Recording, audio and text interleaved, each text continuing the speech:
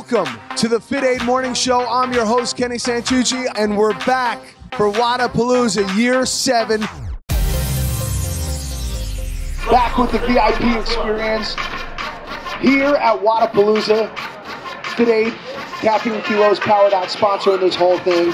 And we have a VIP with us right now, joined by my co-host Aaron, the founder of FITAID, and Joe Sena, the founder of the Spartan race. Early on, when you start putting on these races and people aren't showing up, you've got 100, 200 people, you're not covering the cost of what it takes to run an event like this. And what made you not throw in the towel and just keep running with the ball? You know, I probably should have quit, and I'm not saying that facetiously. I probably should have quit this business in 2001, 2002, all the way to 2010.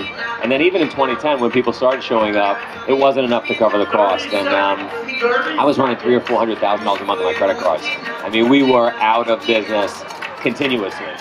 And I think the thing that kept me going was one, stupidity. Because if you were really smart, and I say that not jokingly, like if you were really smart, you'd run the numbers and say, this is stupid, it's not going to work. And then two, stubborn. I'm just stubborn. No way was I going to lose. And then as you get, look, I was in a race once. This will tell the story in an analogy. And I'm sure this has happened to you guys. I was in a race once where we were lost. And at first we were lost for 10 minutes. But we kept going in that direction because who wants to turn back? We already went 10 minutes in this direction. And that goes to 20 minutes. 18 fucking hours later, we were going in the wrong direction. 18 hours later in the wrong direction. And so I was in the wrong direction for 17 years on this one, right? And it wasn't working, and it wasn't working, but I was hoping, and now it worked. So you have a lot of these other races coming out. I mean, you're the originator. I remember when one of my buddies, I started doing races when I was 19, 20 years old, started doing half marathons, and somebody's like, dude, you got to check out this race. You could chuck a spear. You're running up these hills. You got to do this. We should do this, but there's a chance we could die. And I'm like, all right, let's try this, right? And everybody's talking about Spartan race, and it started to grow. And now you have all these other smaller races who've come and gone. What do you think made Spartan last the test of time?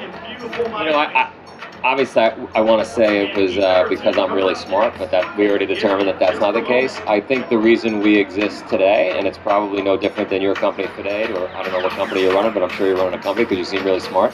I think it's we got lucky.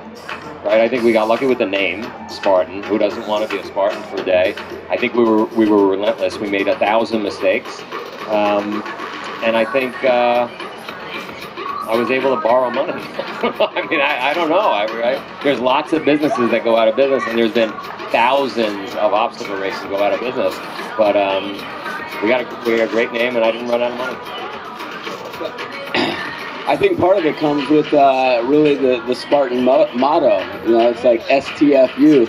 It's funny, I had this STFU sticker. I got a Spartan race on my car, and my parents come up to me and they're like, why would you have "shut the fuck up" on your car? Like, that's not like you. I'm like, oh, sorry, I forgot that even is a thing. That was Spartan the fuck up. Man, no. There's a whole language that has taken hold within the Spartan community, and STFU is a great one because who doesn't have challenges on a daily basis, right? Like, things go wrong every single day, certainly in business, and to be able to say to yourself and others, STFU. I tell my kids all the time, they haven't even run a race yet, they're gunning this year, but I say Spartan up. I just tell them that all the time now. It's like a thing in our household. It has become a thing. It's crazy. I was just at the Spartan World Championships in Lake Tahoe, and I wasn't planning on running that race at all, just coming up to see if we can get this deal done with Spartan race. And Mike Bledsoe and a few other guys were there, and they're like, come on, we're going to race it tomorrow, race it with us. I'm like, oh man, I ain't going to race this race. I haven't trained, I'm not ready. Come on, all right. Started calling me names, of course I had to do it. I mean, this thing was no joke. Like, I CrossFit 4 or 5 days a week. It was 17 miles, I believe, 37 obstacles, 5,000 feet of elevation. Now, we're in Squaw Valley, so the base elevation, I believe, is about 6,000 feet. We go up to 8,500, all the way back down to the bottom again, and then to the top a second time. And there were times, like around mile 14, I'm hitting the dark place going, I'm not sure if I'm going to actually finish this thing. Then I look over at Bledsoe, and I'm doing better than him, so I'm like, screw this, I'm going to keep going. The guy's 10 years younger than me, too. what was awesome about that was I saw Bledsoe come across the finish line. I saw him about 5 minutes after that. He was busted. I mean, he looked, I hope you're watching this, he looked terrible. And the last time I had seen him in Vermont, he came to visit me, he was so fit, he looked great, but man, he was short of crying at the finish line. I wasn't sure he was going to make it. Like, he had that look. He went totally silent the last 5 miles. He was hobbling. We were all hobbling a little bit. But funny story, I don't think I would be here right now, or our company would be here, if it wasn't for this man. He doesn't even know this yet. And Mike Bledsoe. And I'll tell you why. When we first decided, like 6 years ago, you know, we had 3 different drinks: Golf Raid, FITAID, Party Aid, 3 different communities, and we really had to put our chips all in on one community, because there's like 3 different businesses. We were running out of money, we were almost bankrupt, and so we're looking at the whole landscape going, you know what, CrossFit really makes sense. We got great sales velocity trajectory there. We're going to go all in with CrossFit. So I'm like, okay, I got to learn everything there is about CrossFit. I've been going to the gym like 2 days a week, CrossFitting barely enough to break even. So I go, what's the top podcast in CrossFit? Barbell Shrug comes up at the time. I start playing episodes. First episode I play on my way to regionals, probably 6 years ago, 5 or 6 years ago, was the episode with Joe DeSena and Barbell Shrug. And this guy's telling stories, just crazy stories about being a pool man and like having this vision as stockbroker and this and that and burpees and all over the place. These crazy races, you know, through impossible conditions. And I'm like, this is fascinating shit. And the next day I meet Mike Bledsoe, we become buddies, and then he gets me to do my first Spartan race a few years back, and there you go. The rest is history. I remember that interview. I didn't know what are the odds, right, that you would have that would have got us here today. But yeah. So I mean, I remember the first time I did it. I went with a buddy, and now I'm probably 15 to 16 races in, you know, and I love it. Yeah.